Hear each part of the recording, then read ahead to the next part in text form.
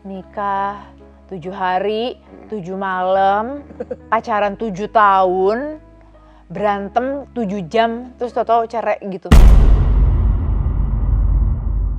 Perpisahan adalah satu hal yang tidak pernah ada dalam bayangan setiap pasangan. Tapi bagaimana jadinya ketika perpisahan itu justru mengembalikan secerca harapan? Setelah memilih bungkam soal perceraian selama berbulan-bulan, Tasya Farahsya akhirnya mulai membuka satu persatu tabir di balik perceraiannya dengan sang mantan suami. Dari firasat yang datang tanpa aba-aba hingga pakaian mewah yang sengaja menjadi pertanda. Lantas, seperti apa ketegaran seorang Tasya Farahsya mengulik kembali luka yang ditorehkan oleh si mantan pemilik hati? Dan apakah di balik senyum baru yang terlihat masih tersimpan bayang-bayang masa lalu yang membekas?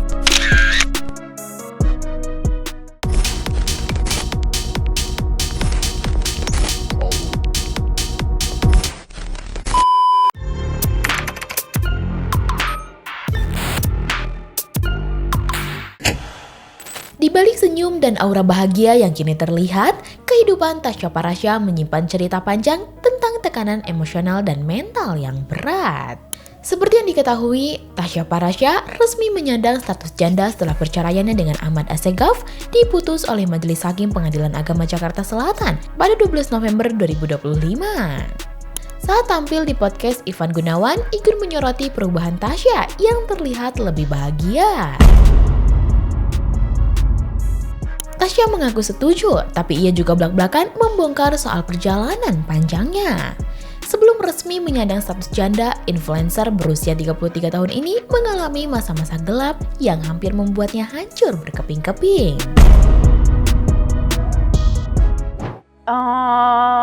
Mungkin aku pintar menutupi ya kayak. Mungkin pintar menutupi gitu. Ya. Tapi kayak tapi sebenarnya breakdown sedepres ada. itu. Mental breakdown, shock terapi ada Kak.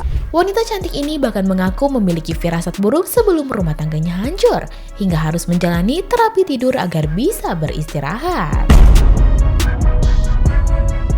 Stres berat, aku insomnia mendadak, aku nggak bisa tidur sama sekali. Dan akhirnya aku memutuskan untuk terapi tidur. Ini sebelum cerai. Ini tuh belum diterapi, ini baru dites.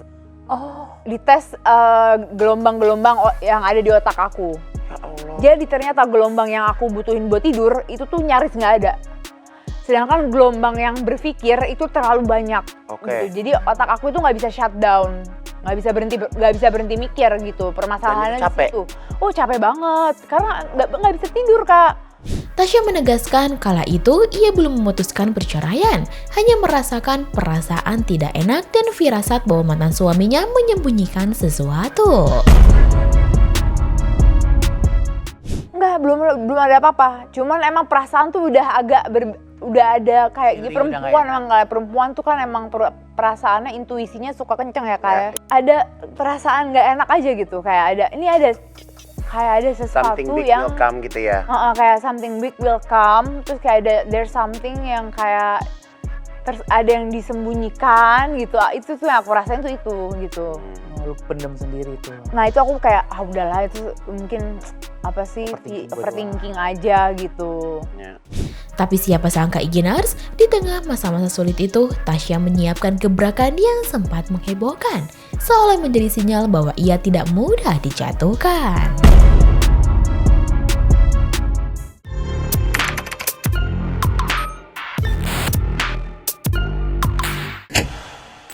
Setelah melewati tekanan mental dan gelombang emosi yang datang bertubi-tubi, Tasya Farahsya melangkah ke babak baru yang menjadi titik balik dalam hidupnya.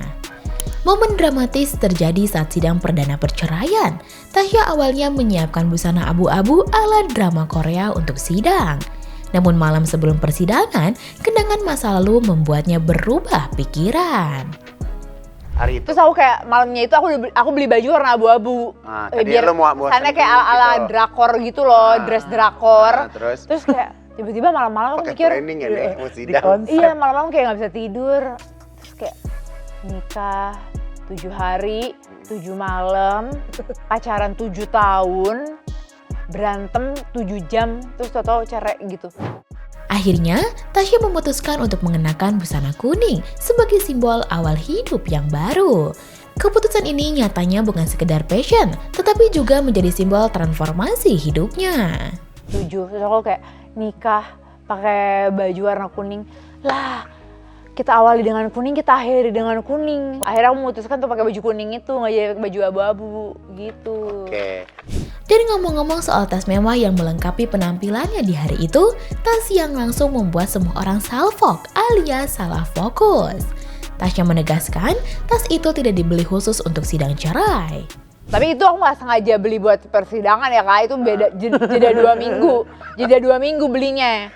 Namun rupanya Igenars, di balik balutan busana kuning yang begitu mempesona, Tasya harus menghadapi satu tantangan besar, menjaga hati anak-anaknya untuk tetap utuh.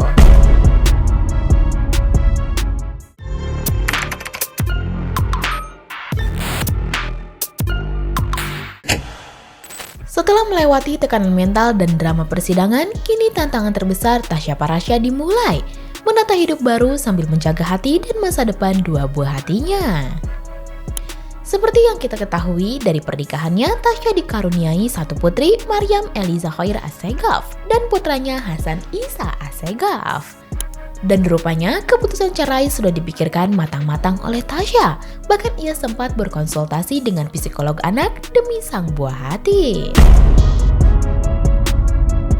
Itu aku udah consider berapa kali gitu kan kak. Terus aku juga sempat konsultasi kayak ke psikolog anak juga gitu kan. Dan emang kesimpulannya rumah tangga itu nggak akan berhenti gitu. Jadi walaupun orang tuanya berpisah, rumah tangga itu tetap ada gitu. Sosok ayah tetap sosok ada, ayah sosok tetap ada, ibu tetap sosok ada. ibu tetap ada gitu. Komunikasi harus tetap lancar. Dan yang penting di rumah tangga itu kedua anak aku ini nggak kehilangan sosok ayah dan sosok ibunya gitu. Walaupun udah berpisah. Tasya mengaku sempat kesulitan menjelaskan perceraian pada anak sulungnya Maryam atau yang kerap disapa Ayang. Ia mencoba berhati-hati agar sang anak tetap memahami situasi tanpa trauma. Itu yang cowok umur 3 tahun masih dia nggak ngerti. Nah yang cewek dia tuh empatinya tinggi banget. Jadi dia tuh kayak udah ada rasa segen gitu kak. Kayak agak ada rasa segen untuk nanya kayak gitu kok. Mama, Baba sekarang kok tidurnya udah gak di sebelah mama, kayak gitu. Dia nanya tuh? Dia nanya kayak gitu. Pas awal aku masih bingung banget, aku jawabnya, iya soalnya kan mama udah gede. Jadi kalau udah gede bobonya sendiri, kayak gitu. Sebenarnya tuh kayak aku prepare jawaban sementara aja sih untuk menenangkan gitu kan. Terus habis itu, aku kirain dia udah selesai. Oh oke. Tiba-tiba 15 menit kemudian dia nanya lagi, tapi mama, dulu mama sama baba satu kantor juga. Sekarang kantornya juga udah gak sama. Berarti kan dia dalam waktu 15 menit itu masih dia berpikir, masih menunggu jawaban yang tepat ya? Menunggu jawaban yang tepat dan masih wondering gitu kan. Akhirnya aku disaranin untuk komunikasikan kalau memang kayak mama sama baba itu udah pisah. Tapi kasih sayang kita tuh ke kalian gak berubah. Di samping itu, ada satu hal lain yang tak kalah ironis. Rumah yang selama ini diimpikan Tasya kini baru selesai dibangun. Tapi sayangnya, nasib pernikahannya lah yang keburu hancur lebur. Kenapa sih lu mesti begitu, lu tinggal duduk diem, lu ngapain sih ngelakuin aneh-aneh? Ini sekarang jadinya rumah aku udah jadi, tapi rumah tangganya nggak ada. Ngerti nggak sih kak? Jadi rumah yang benar-benar lo idam-idamkan menjadi benar-benar rumah idaman lo, tapi giliran pas lo masuk rumah lo di sana sendiri gitu. Iya, bersama anak-anak doang. Gitu. Meski terlihat tegar, tekanan emosional yang dialami Tasya ternyata berdampak fisik. Ia mengaku naik 12 kg tanpa disadari akibat stres beras pasca perceraian.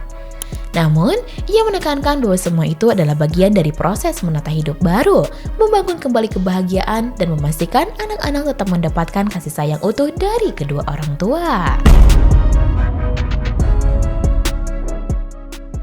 Setelah melalui gelombang emosional, drama persidangan, dan perjuangan menata anak-anak, Tasya Parasya kini menatap masa depan dengan tekad baru. Semua luka masa lalu dan tekanan yang dirasakan menjadi batu loncatan untuk kehidupan yang lebih bahagia. Lantas, bagaimana menurut kamu Igenars? Bisakah kebahagiaan Tasya bertahan di tengah sorotan publik dan tantangan hidup sebagai seorang ibu tunggal? Coba tulis pendapat kamu di kolom komentar ya. Jangan lupa subscribe, like, dan share video ini supaya makin banyak yang tahu sisi lain dari berita yang viral.